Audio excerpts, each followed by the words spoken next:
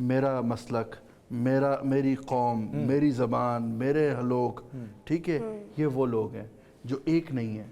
ماں بقوم، اللہ نے کہا جب تک قوم نہیں بنتے ہو، ایک نیریٹو آپ کا بلڈ نہیں ہوتا۔ تو میرا ویسے سوال بھی یہ بنتا تھا کہ جو معاشرتی اصلاح ہے، یہ نظام کی اصلاح اس کی کرنے کی ضرورت ہے یا ایک ایک فرد کی اصلاح؟ اچھا دیکھیں، اس میں ہوتا یہی ہے کہ اگر آپ ایک سوسائٹی کو چینج کرتے ہیں تو ہمارے ہاں امام ابن خلدون اس پہ لکھتے ہیں کہ ایک معاشرے کو تبدیل ہونے میں تقریباً 100 سال لگتے ہیں۔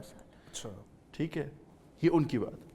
سائیکالوجی سے اگر پوچھا جائے تو ایک بندے کو اگر اپنے آپ کو اچھا کرنا ہو تو اس کو جسے کہتے ہیں 21 ڈیز ٹو 90 ڈیز کا اسپین چاہیے۔ ٹھیک ہے۔ اگر ہر بندہ اپنے آپ پہ محنت شروع کر دے تو وہ 100 سال کے اسپین 90 ڈیز پہ آ جائے گا۔